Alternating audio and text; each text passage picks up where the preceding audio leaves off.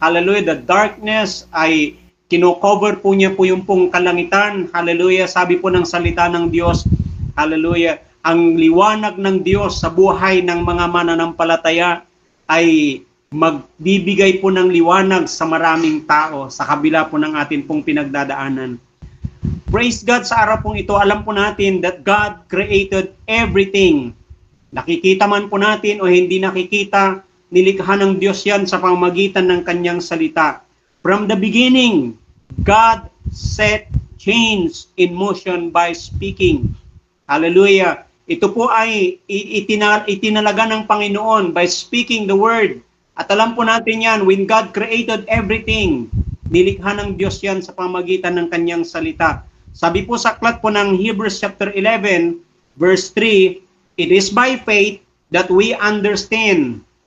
Hallelujah, naiintindihan po natin, sabi niya, that the universe was created by God's word. Sa ibang translation, was framed by the power of His word. Ito po ay nilikha sa pamagitan po ng salita ng ating Panginoon.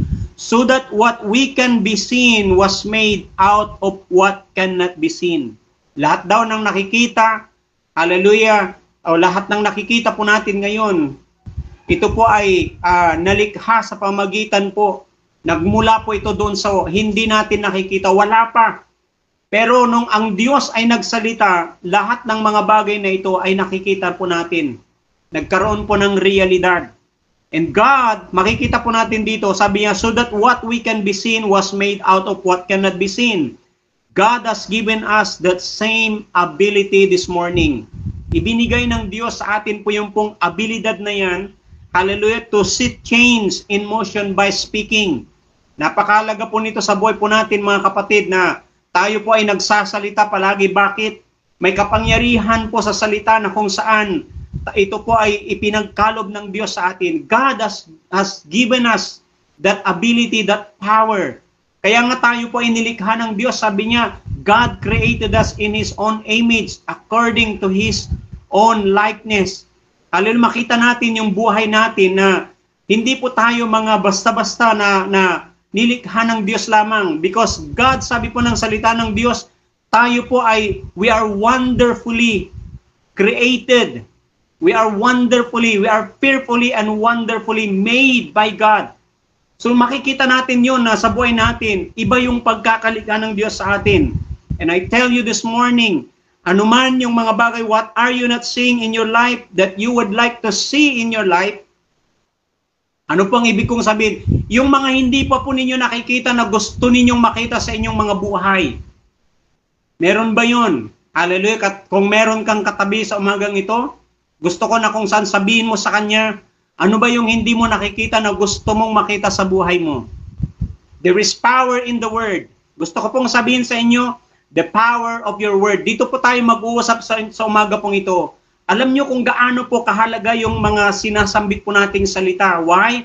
The Bible tells us in the book of Proverbs that life and death are in the power of your tongue. And those who love it, sabi po niya, will eat the fruits thereof. So ano man yung sinasabi po natin, sabi niya, salita ng Diyos, yung buhay at kamatayan, lumalabas yan. Although, pag tayo nagsasalita, hindi naman po talaga nakamamatay yan. Hello? Pero alam niyo po ba na kung saan, unti-unti na kung saan, ang buhay natin, if we keep on speaking negative words, alam niyo yung nangyayari sa buhay po natin, nakikita na lamang po natin sa paligid natin, in the long run, hallelujah, puro mga negatibo ang nangyayari sa buhay natin. Why? Hallelujah. Doon po natin nakikita na totoo yung salita ng Diyos. Ang salita ng Diyos na pag sinabi po niya, there is power. May kapangyarihan po yan. Hallelujah. At yung kapangyarihan na yan, yan yung bumabago ng takbo ng buhay ng bawat isa po sa atin. Perhaps this morning, gusto mo na makita na sa buhay mo, nagkakaroon ka ng breakthrough in many areas of your life. You want to see peace. You want to see a constant changes in your life. You want to see na, hallelujah, yung bang nagkakaroon ng kagalingan sa anumang karamdaman na kung saan meron sa pamilya po ninyo. See, there is harmony in relationship sa mga mag-asawa, sa inyong mga anak. Makikita natin na Hindi lang sa buhay mag-asawa, kundi kahit sa kapaligiran po natin, nakikita natin that there is harmony in every relationship. There is a financial stability or success sa buhay po natin. Gusto natin na makikita natin. And I tell you this morning, whatever it is, God has already given to you. Dinideklara ko yan sa buhay mo kung ikaw ay nakikinig sa umagang ito. Ibinigay na ng Diyos sa iyo yan. Hallelujah. Kaya nga napakahalaga, you have to know the Word of God. Ang sabi po ng salita ng Diyos, meditate this book of the law. This book of the law shall not depart out of your mouth, but you shall meditate therein day and night. Bakit kailangan po natin i-meditate po ito? Dahil andito po yung pong talagang nagbibigay tagumpay sa buhay po natin. Hello? Kaya nga pag hindi mo alam yung salita ng Diyos, ito po ang sabi po sa aklat po ng Peter, everything that pertains to life and godliness. Hello? Everything. Hello? Hindi lang po iisa, but everything. Everything that pertains to life and godliness. God has already been given to you. Ibinigay na ng Diyos yun, kapatid. At tayo po, kinakailangan na kung saan, we need to keep on speaking this word in our life daily. Somebody say daily. Araw-arawin po natin para araw-arawin din tayo ng kabutihan ng Diyos. Yung sinasabi ng Panginoon, just open your mouth wide. Bakit nais ng Diyos na buksan natin ang atin pong mga bibig? Not just open your mouth, but sabi niya, open your mouth wide. Hallelujah. Bakit sabi ng Lord, and I will fill it with every good things. Hallelujah. Dinideklara ko yan sa buhay mo. Pag ang bibig mo binubuksan mo, hallelujah, pero dapat din na kung saan pag binubuksan natin ito, alam natin, hallelujah, kung ano yung mga sinasabi natin. We have to be aware doon sa mga bagay na sasabihin po natin. Why? Hallelujah. Proverbs. Remember Proverbs? Life and death are in the power of your tongue, and those who love it will eat the fruit thereof. See? Sabi po ng salita ng Diyos, the word tells us that the way we obtain these things is by words. Somebody say by words. By what we say, sa pamagitan po ng atin pong mga sinasabi. See, saan po ba natin ginagamit ang atin pong mga bibig araw-araw? Di ba? Sabi po ng salita ng Diyos, sometimes, kahit tayo pa yung mga Kristiyano na, we use our mouth by blessing other people, or sometimes we use our mouth by cursing other people. See, we need to be very careful. Kasi sabi din ng salita ng Diyos, minsan ang bibig natin, hallelujah, hindi, tayo po ay ginagamit natin ang ating mga bibig bilang pagpupuri sa ating Diyos na buhay.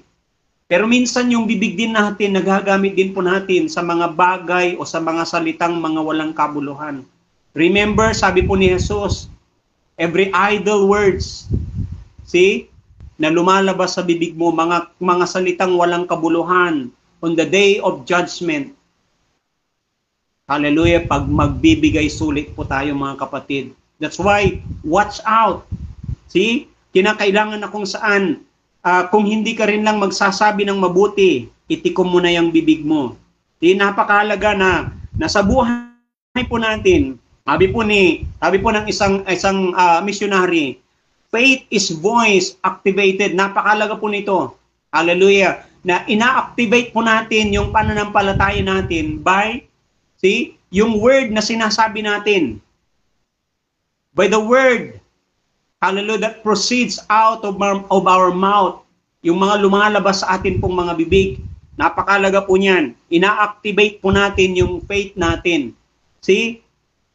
If there is a void in our lives or things aren't happening the way we want, it's most likely because we are speaking words that are in agreement with things we don't want.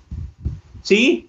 Minsan, yung mga sinasabi po natin, napakalaga na ito po ay pinag-isipan din po nating mabuti. Kasi nga po, yung words natin, dito po natin makikita na God honors our words. Ino-honor ni Lord yung atin pong mga sinasabi. Somebody say, God honors your word. Pag meron kang katabi. See? We need to ask ourselves sometimes, tinatanong din natin ang ating sarili. What is coming out of my mouth all day? Ano ba yung mga lumalabas sa aking bibig araw-araw? Kinakailangan binabantayan din natin. Every day, kung ano yung mga sinasabi natin. Is it agreeing with God's word? Di nakiki-agree ba yung sinasabi ko sa buhay ko doon sa salita ng Diyos?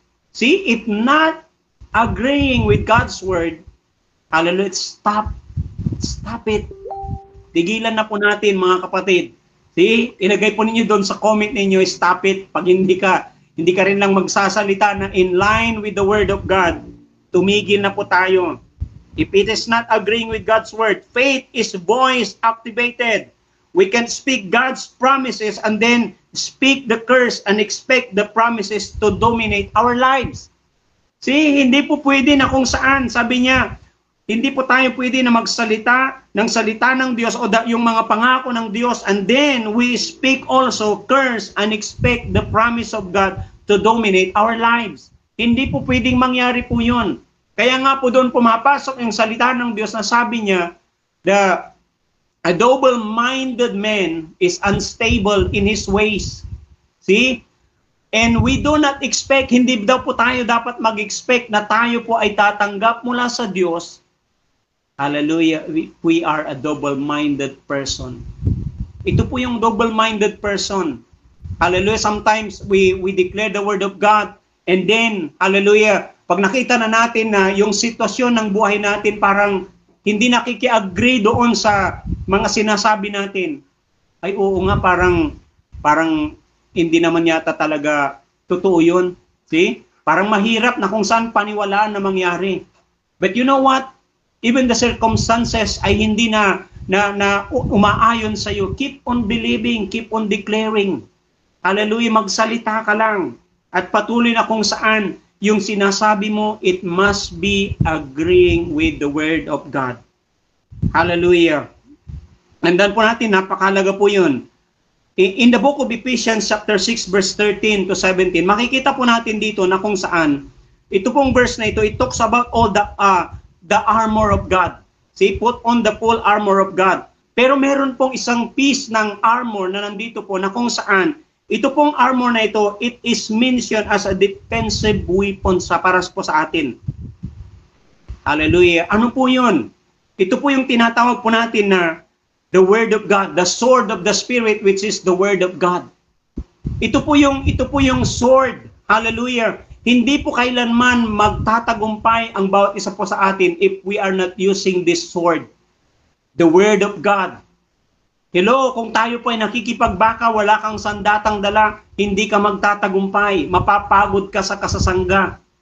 Hallelujah. But when you have, hallelujah, this weapon in your hands, the sword of the Spirit, which is the word of God. Bakit? Every day ng buhay natin, there is a battle. Sa mind po natin, alam natin yan, araw-araw may laban dyan. Hello? At dyan po naglalaro yung tinatawag po natin na kung saan laban. The game that we played, it is in our mind. At alam nyo, everyday, yan yung binubumba ng kaaway. Binubumba tayo ng fear, binubumba tayo minsan ng, alam nyo yung doubt, unbelief. Hello? At pag yan ay nagkaroon ng puwang na sa ating mga puso, napakahirap na kung saan manampalataya. That's why darating tayo sa point na napakahalaga nitong salita ng Diyos na pag nakikita na natin na ang demonyo o ang kaaway, binubumba na tayo ng doubt, ng unbelief, ng fear, kinakailangan na pong i-rebuke natin yan. Use your weapon, the sword of the Spirit, which is the word of God. Somebody say, the sword of the Spirit. See? Yan yung sandata natin. Ano yung sword of the Spirit na yan? The word of God. It is very powerful weapon that we have as a Christian. Lalo na sa panahon po natin ngayon. See? Ito po, tandaan po natin. Number one na makikita po natin dito, we set the course of our lives by the word we speak. Ano po ang ibig kong sabihin? Yung direksyon na tinatahak ng buhay mo ay nangyayari dahil sa mga pinagsasabi mo. Dahil sa mga salitang lumalabas sa bibig mo. Minsan hindi mo napapansin yung mga sinasabi mo sa anak mo, yung sinasabi mo sa mga tao na kung saan nasa paligid mo, unti-unti nangyayari yung mga bagay na yun. Why? We set the course of our lives by the word we speak. Sabi po ng James, pansinin po niyo itong James chapter 3, beginning verse 4, sabi niya, and a small rudder makes a huge ship turn wherever the pilot chooses to go, even though the winds are strong. In the same way, the tongue is a small thing that makes grand speeches, but a tiny spark can set a great forest on fire. Sabi po sa Tagalog, yung timon daw, napakalit niya. Pero yung timon na ito, bagamat malit siya, sabi niya, kaya niyang ibaling yung napakalaking barko kung saan man niya gusto na pumunta. At ito pong bibig po natin, yung dila po natin, inihalin tulad dyan doon sa timon na yan. Napakalit ng dila po natin. Pero anong sabi niya? It set the course of your life. Hallelujah, anuman yung lumalabas dyan sa bibig mo, hallelujah, yan yung pinupuntahan ng buhay mo. Yan yung pinupuntahan ng pamilya mo, kapatid.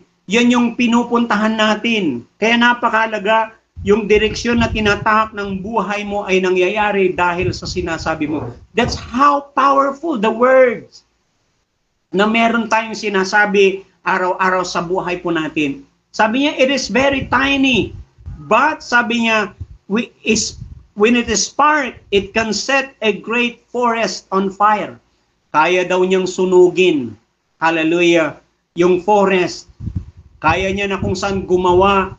Kaya nga tingnan po ninyo hallelujah, minsan may mga tao tingin mo napakalit pero punong-puno ng kabulastugan yung mga lumalabas sa kanyang bibig. Hello, huwag po tayong maging mayabang. Huwag po tayong maging, alam niyo yung minsan pag tayo po ay pinagpapala ng Diyos, hindi na po natin nakikita o kaya hindi na po natin parang hindi na tayo nagiging aware. Hallelujah, sa klase ng buhay po natin. Meron pong mga ganun. Hindi lang po mga, alam niyo yung people outside the church, even people inside the church, nagiging arrogant. Hello, huwag po tayong maging ganun. Bakit? Alam niyo, isang araw, darating yung time sa buhay po natin, pag tayo po ay masyadong mapagmalaki na, darating yung time, sabi ni Lord, ibababa tayo ng Diyos. Pero pag tayo po ay, kahit pinagpapala ka na ng Panginoon, at ikaw ay nananatiling mapagpakumbaba pa rin, sabi ng salita ng Diyos, mas lalo kang itataas ng Diyos. Dinideklara ko yan sa buhay ng maraming tao na nananatiling mapagpakumbaba na bagamat nakikita nila, pinagpapala sila ng Diyos, andon pa rin, very humble pa rin ng mga taong yan. Ikaw yung taong hinahanap ng Diyos, ikaw yung tao na gusto pang iangat ni Lord yung iyong buhay. Dinideklara ko yan sa buhay mo at sa pamilya mo. Hallelujah, yung pag-angat palalo ng buhay po ninyo. See, sabi po dito sa verse 6, among all the parts of the body, the tongue is a flame of fire. It is a whole world of wickedness, corrupting your entire body. It can set your whole life on fire, for it is set on fire by hell itself. Hello, but you know what? We thank God. Alam niyo kung bakit? Binago na tayo ng Diyos eh. Hello, wala na tayo doon. Kaya dapat lang talaga na tayo po, yung bibig po natin, alam po natin na itame. Hello, yung kontrolin yung ating pong mga bibig, kung ano ba dapat yung ating pong mga sasabihin. Sabi niya, verse 7, people can tame all kinds of animals, birds, reptiles, and fish, but no one can tame the tongue. No one. Hello, mahirap daw. But you know what? We thank God, sabi ko nga sa inyo eh. Hallelujah. Because God has changed us. We are a new creation. Bago na po tayo, kaya yung mga klase ng mga salita na lumalabas din sa ating mga bibig, binago na rin ng Diyos. Dapat lang. Amen. Hallelujah. Because yun yung sinasabi ko sa inyo, we set the course of our lives by the word we speak. Kaya ingatan po natin yung atin pong mga sinasabi. Hallelujah.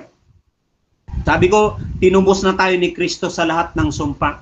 Kahit sa mga sumpang yan na kung saan mga lumalabas sa ating mga bibig, dapat lang na yung mga tao na nakakarinig sa atin, sabi ni Paul, pag tayo daw ay nagsasalita, nangungusap, it must be seasoned with salt. Hallelujah. Alam mo, nagbibigay lasa, nagbibigay tamis yung sinasabi mo, yung tao na nakakarinig ng mga sinasabi mo, yung sasabihin nila, alam mo, nakaka-bless ka sa mga sinasabi mo. Hindi yung, alam mo ba yung tao pag naririnig ka na Kristiyano ka tapos yung sinasabi mo, hindi na bibless yung tao. See? What kind of Christian you are? Di ba? Hindi tayo dapat yung parang makitaan ng ibang tao na, ano ba namang Kristiyano yan? Kala ko ba born again yan? Hindi naman nagbabago yung buhay, yung salita pa rin niya, ganun pa rin, hindi nagbabago. No! We are a changed person. Hallelujah! Bakit sabi ng salita ng Diyos, if anyone is in Christ, he is a new creation. Behold, all things are passed away, and behold, all things are become new. Bago na pati yung mga sinasabi mo na salita. Pangalawa, yung sinabi ko kanina, nasabi ko na ito, God honors your word. He honors our words. Sabi niya sa Numbers 14:27, sabi niya, how long must I put up with this wicked community and its complaints about me? Yes, I have heard the complaints the Israelites are making against me. Verse 28, sabi niya dito, now tell them, sabihin mo sa kanila ito, sabi ni Lord kay Moses, as surely as I live, declares the Lord, I will do to you the very things I heard you say. Whether it be good or bad, yung sinasabi mo, God honors your word. Ino-honor yan ng Panginoon. Kaya nga sabi niya doon sa mga tao, complain na kayo ng complain. Nung sila inilabas ng Diyos sa Egypt, dinala sila ni Lord sa wilderness. Hello? Bakit? May purpose si Lord sa kanilang mga buhay. Bakit ang purpose ng Diyos sa kanila, mula sa wilderness experience nila, gusto ni Lord, iwanan nila yung mindset, hallelujah, na nandoon sa Egypt. Pero alam niyo po ba na kahit andoon na sila sa promised land, yung mindset pa rin ng mga taong ito nandoon sa Ehipto. Kapatid, minsan kahit andoon ka na sa blessed na buhay mo, andoon ka na sa pinagpalang buhay mo, minsan yung utak natin, utak pa rin ng sanlibutan. Hallelujah. Alam mo yung ibig kong sabihin, hindi pa rin tayo nagiging blessing sa ibang tao. The reason why God blesses your life, bakit gusto ng Diyos na maging pagpapala ka? Una sa lahat, maging blessing ka. Saan? Sa church, sa mga tao na kung saan ka-churchmate mo. Ka-churchmate natin. Hallelujah. We need to become a blessing, especially in the house of the Lord. Hallelujah. Dahil yun ang dahilan ng Panginoon, kaya tayo pinagpapala ng Diyos. Inalis na tayo ng Diyos sa mindset ng sanlibutang ito. Kaya dapat lang na tayo po ay talagang binago na yung buhay natin.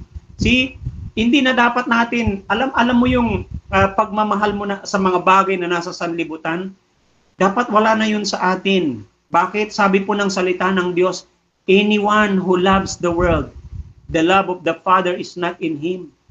Wala daw sa iyo yung pag-ibig ng Diyos Ama na nasa langit pag ang pag-ibig mo ay nandito pa rin, nababaling pa rin sa mga bagay sa mundong ito. Hello? See? Napakalaga mga kapatid na pansinin natin ito.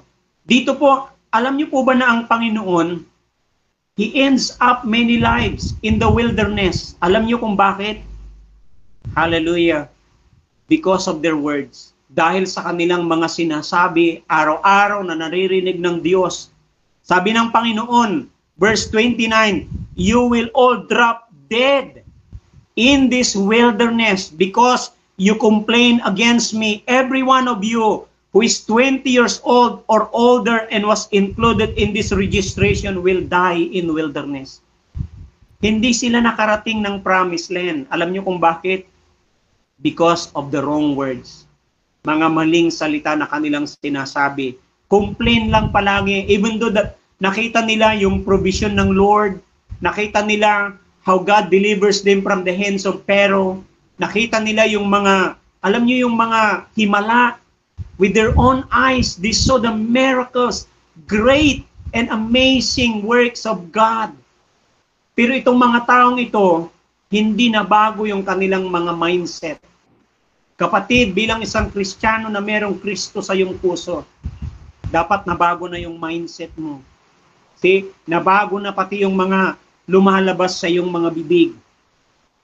See, sabi niya, but as for you, you will drop dead in this wilderness, and your children will be like shepherds wandering in the wilderness for 40 years.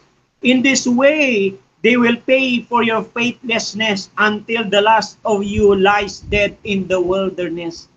Alam niyo, maraming taong apektado. Hindi lang buhay mo, pati pamilya mo apektado. That's why watch out. Be careful with the words. Hallelujah, na lumalabas sa bibig mo, kapatid. Hallelujah. Tandaan po natin, ang Diyos, naririnig niya ang lahat ng mga sinasabi natin. Dito po sabi pa ng Panginoon, because your men explored the land for 40 days, you must wander in the wilderness for 40 years. A year for each day, suffering the consequences of your sins. Then you will discover what it is like to have me for an enemy. Dahil sa sinasabi po nila, yung isang araw, sabi ng Lord, gagawin kong isang taon diyan sa wilderness na yan sa inyong mga buhay instead of 40 days. Di ba? Actually, sabi nga ng salita ng Diyos, 11 days lang makakarating na sila ng promised land, but the wonders in wilderness for 40 years. You know why? Hallelujah. Because of the wrong words na sinasabi ng mga taong ito. They keep on complaining. They keep on murmuring. Hello, kahit ano man yung nakikita natin na parang hindi maganda yung panahon, hindi maganda yung sitwasyon na nararamdaman mo parang magkakasakit ka. You keep on declaring the good words, the good promises of God in your life. Bakit? Yun yung napakahalaga na dapat nakikita natin at nangyayari sa atin pong mga buhay. Why? God honors your words. Ino-honor ni Lord yung mga sinasabi mo. See, meron pong dalawang tao na exempted sila. Dinideklara ko yan. Pag ikaw ay, alam mo yung binabantayan mo yung bibig mo, positive palagi yung sinasabi mo, exempted ka. See, sino yung taong yun? Si Caleb at saka si Joshua. See, sabi po ng salita ng Diyos dito sa dalawang ito, the Lord have spoken, I will certainly do these things to every member of the community who conspires against me. They will be destroyed here in the wilderness, and here they will die. The 10 men Moses had sent to explore the land, the ones who incited rebellion against the Lord with their bad report, were struck dead with a plague before the Lord. Of the 12 who had explored the land, only Joshua and Caleb remain alive. Hallelujah. Ikaw, kapatid, hallelujah, kung ikaw yung taong yun, na hindi negatibo yung pananaw mo sa buhay, kahit nakikita mo na yung sitwasyon ay negatibo, but still you remain positive. You keep on declaring, hallelujah, good words. You keep on declaring the words of God. Bakit? Napakahalaga po niyan sa buhay natin. See? Exempted yung dalawa. Bakit? Maganda yung kanilang report. Despite na nakita nila na yung mga tao doon sa promised land ay napakalaki na, mga higanting mga tao. See? Pero sabi nila, yung lugar na yun ay ibinigay na sa atin. See? You have to remain in the promises of God. Kahit nakikita mo na yung sitwasyon mo, parang hindi nagbabago, remain in the Word of God. Bakit? Walang imposible sa salita ng Diyos. Hallelujah. Ideklara natin palagi yung salita ng Diyos. This is, alam nyo ba, every morning, hallelujah, I declare the words of God. Bakit? Totoo yung salita ng Diyos. Hallelujah. Kung may kapangyarihan yung salita mo, higit na mas may kapangyarihan yung salitang galing sa Diyos. Bakit? Yun yung sabi ng salita ng Diyos. Hallelujah.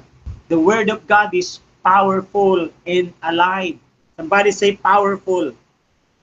See, sabi po ni Elijah, in the book of 1 Kings, sabi po niya doon, except at my word, there shall be no dew or rain.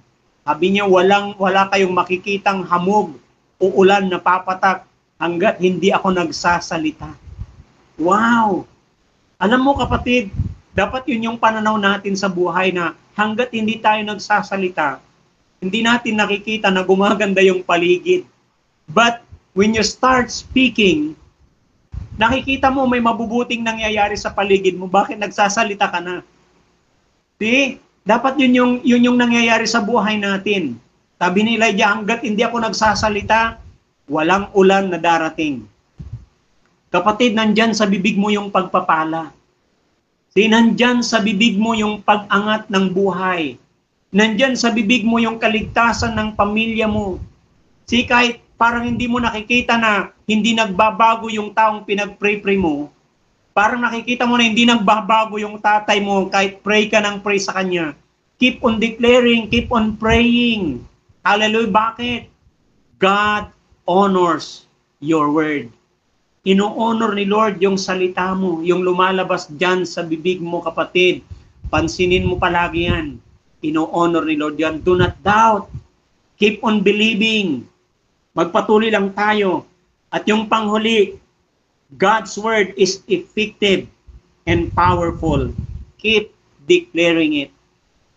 Okay, sabi po ng Hebrews chapter 4 verse 12, for the word of God is alive and powerful. It is sharper than double-edged sword, cutting between soul and spirit, between joint and marrow. It exposes our innermost thoughts and desire. Ganyan po katindi ang salita ng Diyos. Very powerful. Somebody say, very powerful. Napakamakapangyarihan itong salitang pinag-uusapan po natin. Hallelujah, yan yung babago ng buhay mo. Hindi yung, alam mo minsan, akala natin yung trabaho natin. No. Alam niyo po ba na hindi kamay ang ginamit ng Diyos nung likhay niyang lahat ng nakikita natin? See, sometimes hallelujah, at tayo po, alam niyo po ba, pag tayo nagtatrabaho, ang ginagamit natin, kamay natin, ginagamit natin, di ba, yung lakas natin. But no, hallelujah, God uses words. Nung siya po ay gumawa, nung siya po ay lumikha ng lahat ng mga bagay na nakikita natin. Alam mo kapatid, kahit exert mo lahat yung kalakasan na meron ka, hallelujah, kapatid, hindi magtatagumpay ang buhay mo hanggat hindi ka nagsasalita. Why? Hallelujah. The course of your life, hallelujah, nakaset yan dahil sa mga sinasabi mo. At yung salita na lumalabas sa bibig mo, yan yung ino-honor ni Lord. Hindi lang yung trabaho mo, although God blesses all the works of your hands, pero tandaan mo, hallelujah, bago mo gawin yon, there is a word that declares, God will bless all the works of your hands. May diniklara na si Lord. Meron nang nauna yung salita ni Lord. Kaya dapat lang na palagi po natin na ideklara. Sabi po sa Proverbs chapter 3, from beginning verse 1, sabi niya, my son, forget not my teaching, but keep my commands in your heart. Why? In verse 2, sabi niya, for they will prolong your life. Sabi niya, they will prolong your life many years.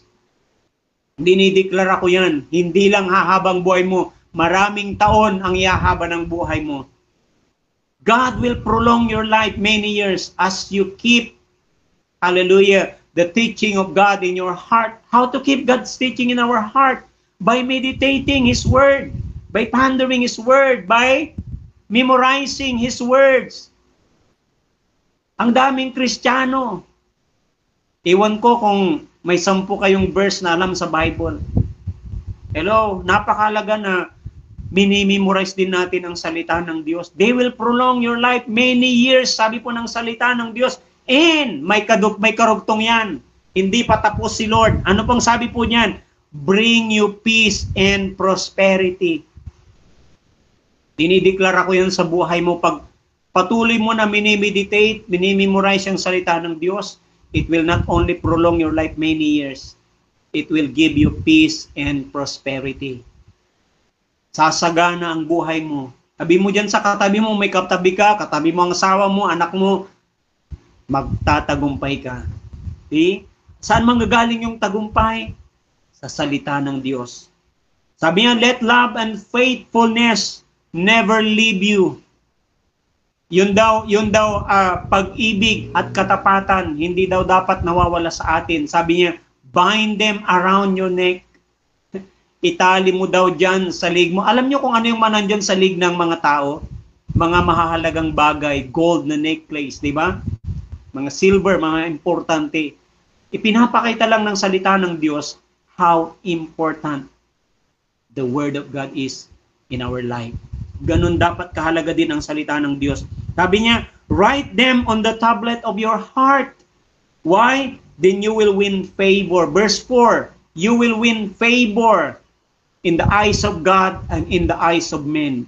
You want to see favor mula sa Diyos at sa mga tao. Anong sabi ng salita ng Diyos? Hallelujah. Yung salita ng Diyos, ilagay natin sa ating mga puso. Huwag nating pakakawalan yung mga salita ng Diyos na yan. Don't just listen. Don't just hear the word of God, I mean. Hallelujah. Araw-araw, basahin mo, meditate mo ang salita ng Diyos. Nandyan ang totoong tagumpay, mga kapatid. At dyan yung sabi po ng salita ng Diyos, pumapasok yung verse 5 and verse 6, trust in the Lord with all your heart and lean not on your own understanding. In all your ways, acknowledge Him, and He will make your path straight. See? It is the Word of God that will make our path straight. Ang daming mga Kristiyano, kahit Kristiyano na sila, liko-liko pa rin ang daan na tinatawag. You know why? Hindi po nila binibigyan ng importansya ang salita ng Diyos sa kanilang mga buhay. Ito po dapat ang pinakamahalaga para sa atin. Why? Ang salita ng Diyos sa Kanya mismo napakahalaga. He set His word above His name. Ganun po kahalaga ang Kanyang salita para sa Kanya. Kaya dapat lang mga kapatid, pahalagahan po natin ang salita ng Diyos. Do not be wise in your own eyes. Fear the Lord and shun evil. This will bring health to your body and nourishment to your bones. Honor the Lord. Anong sabi niya? Honor the Lord with your wealth, with the first fruits of all your crops. Then your barns will be filled with overflowing. Sasagana ka, mag-o-overflow ka. Hallelujah, sa biyaya, sa pagpapala ng Diyos, sa kagalakan. Alam mo, sa napakaraming bagay. Sabi nga ni Peter, everything that pertains to life and godliness, God has already given to us. Anong gagawin natin? Magsalita lang tayo. Keep on declaring, keep on claiming the promise of God in your life, mga kapatid. Hallelujah. At dito po ka magtatapos sa verse 16. Sabi po niya, long life is in her right hand. In her left hand are riches and honor. Hallelujah. Kapatid, nasa kamay mo. Hallelujah, nasa bibig mo, nasa kamay mo, yung mga biyaya at pagpapala ng Diyos. Ano pong dapat po natin gawin? Let's grab, hallelujah, what God has already been given, provided for us. Sa mapagpalang araw po ng linggo sa ating pong lahat, nawa po, napagpala po tayo ng salita po ng Diyos.